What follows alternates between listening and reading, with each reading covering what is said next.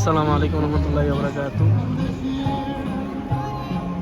মুসলমান হওয়াটা যে কত বড় আল্লাহ তাআলার একটা নিয়ামত, এই নিয়ামতটা এই ইউরোপ বা বিদুর্মী দেশে না গেলে বুঝতে পারতেন না যে কত বড় একটা নিয়ামত। এই দেখেন, এদের খ্রিস্টানদের ধর্মীয় বড়দিন আজকে, ঈদের দিন। তো এরা কৃষ্টি কালচারে অন্যরকম, আর আমাদের কালচার তো আলহামদুলিল্লাহ মুসলমানের ঘরে জন্মগ্রহণ করার কারণে আমরা জন্মসূত্রেই ইসলাম পেয়েছি।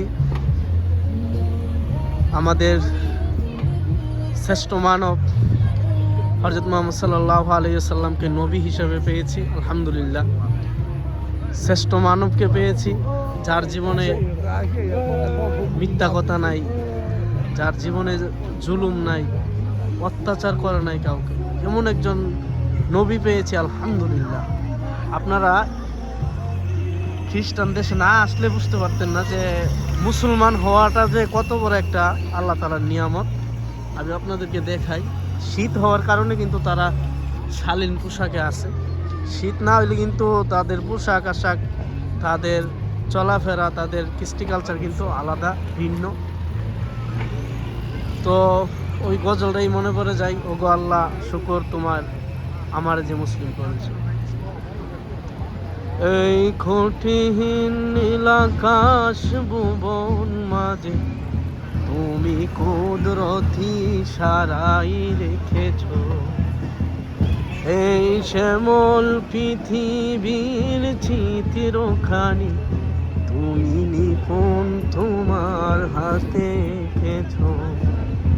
ওগো আল্লাহ শুকর তোমার আমারে যে মুসলিম করেছ। ওগো আল্লাহ শুকর তোমার আমারে যে মুসলিম করেছ। তুমি সাগরের বুকে দিলে কন্যা, তুমি পাহাড়ের বুকে দিলে ঝর্ণা। তুমি সাগরের বুকে দিলে কান্না,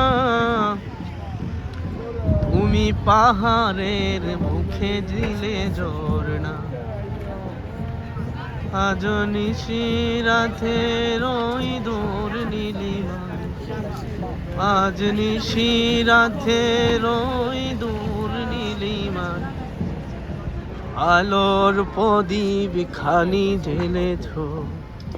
ওগো আল্লাহ শুকর তোমার আমারে যে মুসলিম করেছ।